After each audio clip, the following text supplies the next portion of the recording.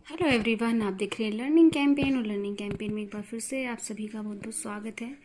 Friends, जैसा कि आप जानते हैं, हमारे स्कूलों में गणित का उपचारात्मक शिक्षण का एक महत्वपूर्ण स्थान है, जिसके लिए हर कोई परेशान रहता है, क्योंकि गणित ही एक ऐसा सब्जेक्ट है जिसका चेकिंग भी सबसे ज़्यादा होता है, और चेकिंग भी ना हो, आम इंसान का भी जो फोकस होता है वो गणित पर ज़्यादा होता है।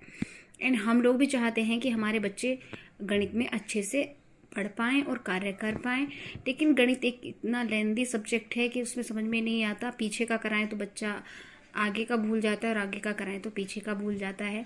तो इन सभी बातों को ध्यान में रखते हुए आज कुछ ऐसे पॉइंट मैं आप लोगों के साथ शेयर करूंगी जो गणित का रेमेडियल टीचिंग करने के लिए मैं अपनी कक्षा में यूज़ करती हूँ।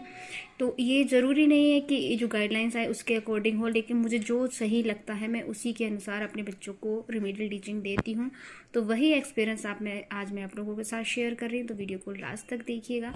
तो चलिए शुरू करते हैं।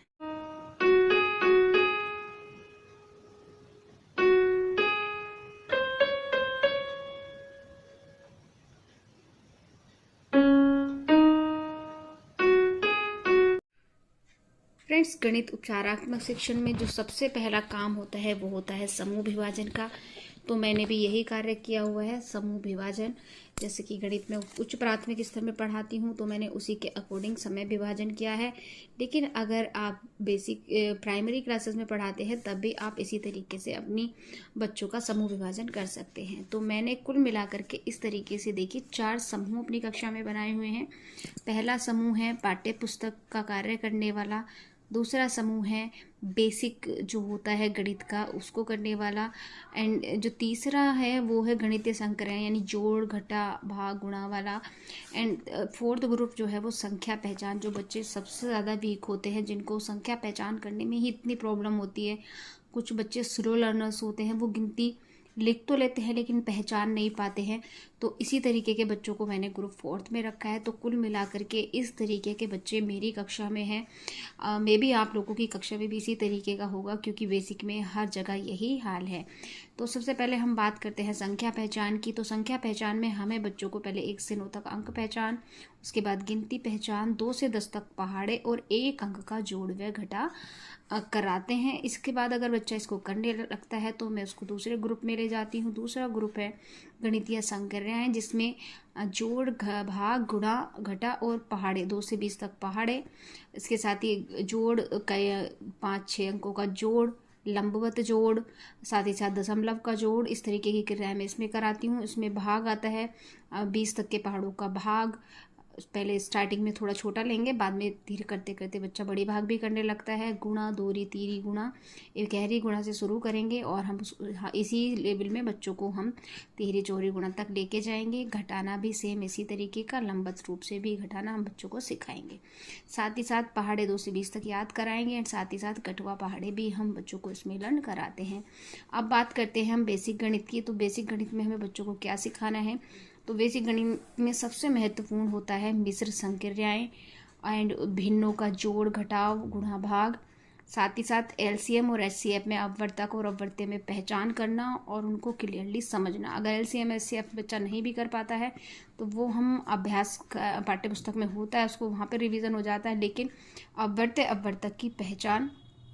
साथ ही साथ इसमें जैसे शेप्स होती हैं, 2D शेप्स, 3D शेप्स, आयत, वर्ग, इन सब के बारे में हम बेसिक जो नॉलेज होगी बच्चे को, जो हर बच्चे को पता होनी चाहिए, वो हम यहाँ पे कराएंगे। अगर बच्चा इन सारी चीज़ों को अच्छे से कर लेता है तब हम उसको यहाँ पर मूव करेंगे। एंड फोर्थ ग्रुप है हमारा पाठ्य पुस्तक से कार्य है। तो कुछ बच्चे इतने होशियार होते हैं कि वो अपना कोर्स अच्छे से कर पाते हैं, तो उन बच्चों के लिए हमने ये ग्रुप 4 बनाया है। तो फ्रेंड्स, अब ये आप सोच रहे होंगे कि हम 4 तरीके के बच्चों को क्या अलग अलग बिठा के पढ़ाएंगे? नहीं, इसके लिए जो मैं तरीका अपनाती हूँ वो ये है, जैसे हमें 45 या 40 मिनट्स का जो पीरियड मिलता है, एक पीरियड जो मिलता है हमें गणित का, उसमें हम पाठ्य पुस्तक का कार्य कराते हैं। उसमें मैं जो है आधा घंटा के लगभग इसका पाठ्य पुस्तक का काम समझाऊंगी और बोर्ड पे जो भी क्लास वर्क कराऊंगी, एंड जो बच्चे पाठ्य पुस्तक का कार्य करते हैं उनको इसी में से मैं होमवर्क भी दूंगी। एंड इसके बाद फ्रेंड्स, अगर इसको आप लोग कहेंगे कि ये जो बच्चे को संख्या पहचान नहीं है उसको ये काम करा के तो उसका टाइम वेस्ट हो रहा है, लेकिन ऐसा नहीं होता है। बहुत सारी कॉन्सेप्ट ऐसी होती है जिसमें अंक पहचान की ज़रूरत नहीं होती। जैसे कोड का ही कॉन्सेप्ट आप ले लीजिए, कोई भी चीज़ अगर हम बच्चे को सिखा रहे हैं तो बच्चे अंक पहचान भले ही नहीं करते हैं लेकिन इन चीज़ों को बेसिकली समझ लेते हैं। जैसे 2D शेप्स हो गया, 3D शेप्स हो गया, इस तरीके की कॉन्सेप्ट को तो बच्चों को आप कनेक्ट करके रखिएगा। जो भी आप क्लास वर्क कराएं उनकी कॉपी में भी कराइएगा। इससे क्या होता है, बच्चे को फील आता है कि हम भी इसी कक्षा के हैं। अगर आप उनको छोटे छोटे काम कराते रहेंगे तो वो उसी में खो के रह जाते हैं, उनको उस कक्षा का एहसास होता ही नहीं है। तो आप ऐसा ना सोचें कि इन तीनों ग्रुप में हमें ये नहीं कराना है, इन तीनों ग्रुप को हमें सेम समझाना है। वो समझते हैं तो अच्छी बात है, नहीं समझते तो हम उनको रिमीडियल टीचिंग तो दे ही रहे हैं। तो ये हो गया। उसके बाद में जो 15 मिनट का टाइम बचता है उसमें इन तीनों ग्रुप्स में मैं होमवर्क दूंगी इनके लेवल के अकॉर्डिंग। जैसे इस वाले ग्रुप को इसी के अकॉर्डिंग होमवर्क, इसको इसके अकॉर्डिंग होमवर्क और इसको इसके अकॉर्डिंग होमवर्क दिया जाएगा। साथ ही साथ होमवर्क देने के साथ साथ एक दो सवाल हम यहाँ पर भी उनको करा कर, वैसे तो होमवर्क चेक करने से आइडिया हो जाता है कि बच्चा सीख रहा है या नहीं सीख रहा है। अब बात करते हैं हम रिमीडियल टीचिंग की। तो रिमीडियल टीचिंग के लिए जो हम टाइम लेंगे उसमें हम हर बच्चे को क्या उसको उसका कॉन्सेप्ट क्लियर करवा देंगे एंड देन हम उसको डेली होमवर्क में पूरा हफ्ता यानी हफ्ते के 1-2 दिन हम उसको ये रिमीडियल टीचिंग में समझा देंगे जो जो कॉन्सेप्ट उसकी चल रही होगी। एंड एक हफ्ते तक हम उसको फिर उसी चीज़ का होमवर्क देते रहेंगे तो बच्चा टच में रहेगा, भूलेगा नहीं। और हम भी जब होमवर्क चेक करेंगे तो हमें आइडिया हो जाएगा कि बच्चा सही से कर रहा है या नहीं कर रहा है। एंड इसके बाद है हमें कार्य योजना बनानी है। ग्रुप डिवीज़न करने के बाद में हम कार्य योजना बनाएंगे। तो कार्य योजना में मेन पाठ्यक्रम हो गया, इसमें हम टॉपिक वाइज वर्क, एक्सरसाइज और होमवर्क बच्चे को देंगे। दूसरा हो गया रिमीडियल टीचिंग। रिमीडियल टीचिंग हम लेवल अनुसार करेंगे, कॉन्सेप्ट क्लियर करेंगे और 1-2 प्रश्न बच्चे से करा करके देख लेंगे एंड देन हम उसको होमवर्क देंगे। और उपचारात्मक शिक्षण का गृह कार्य, हर बच्चे को गृह कार्य ज़रूर देना चाहिए। हर दिन का गृह कार्य हमें अलग अलग देना चाहिए बच्चे को, जिससे कि वो अपने कार्य से टच में ना छूटे। अगर ऐसा है कि हमें तो बच्चा टच में रहेगा, इसलिए होमवर्क ज़रूर देंगे। इसके बाद समूह विभाजन, उसके बाद कार्य योजना और देन हम कार्यपत्रक की बात करते हैं। तो हाथ से बनाकर कार्यपत्रक ज़रूर यूज़ करें। बच्चों को जो भी चीज़ आपने सिखाई हैं, जैसे मान लीजिए हमने जोड़ सिखाया, जोड़ बच्चों को हमने दशमलव का जोड़ सिखाया, लंबवत जोड़ सिखाया, बड़ी बड़ी संख्याओं का जोड़ सिखाया, तो हर तरीके का प्रश्न अपने हाथ से बना करके आप बच्चों के लिए कार्यपत्रक बनाइए और उसको हल करवाने का अभ्यास कीजिए। तो इससे भी बच्चों में काफ़ी इम्प्रूवमेंट होता है। अब बात करते हैं हम आकलन की। तो आकलन बच्चे को हमने कॉन्सेप्ट क्लियर कर दिए, उसका अभ्यास करा दिया, होमवर्क दे दिया, कार्यपत्रक हल करवा लिया और अब बारी आती है आकलन की। तो साप्ताहिक आकलन हमें ज़रूर करना है। अपर लेवल हो चाहे प्राइमरी लेवल हो, हर कक्षा में आकलन बच्चों का बहुत ज़रूरी है। तो साप्ताहिक आकलन ज़रूर करें। आकलन से पहले कार्यपत्रक हल कराएं जिससे बच्चों को पैटर्न समझ में आ जाए। तो अब बात करते हैं हम शिक्षण सहायक सामग्री की। क्या क्या सामग्रियां हमें बच्चे के गणित रिमीडियल टीचिंग में हेल्पफुल होंगी। तो सबसे पहले जहां पर मैं बात करूंगी वो होता है दीक्षा ऐप, जिसका मैं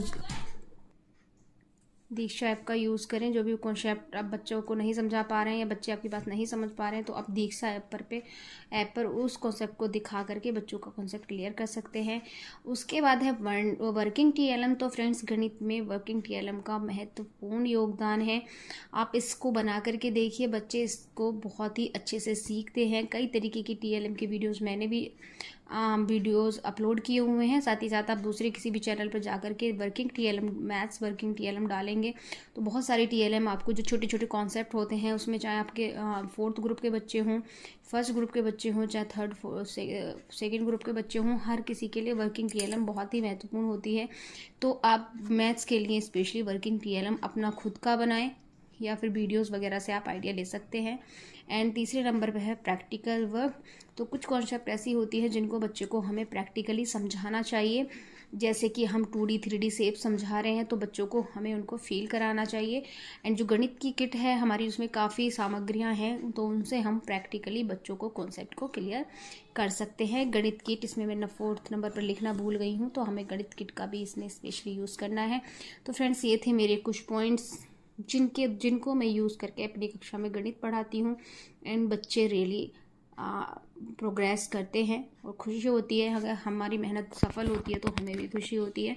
तो वीडियो अगर आपको अच्छा लगा है तो लाइक करके जाइएगा एंड आगे इसी तरीके की कॉन्सेप्ट आगे भी देखना चाहते हैं तो चैनल को सब्सक्राइब भी कर लीजिए। मिलेंगे नेक्स्ट वीडियो में। जय हिंद, वंदे मातरम।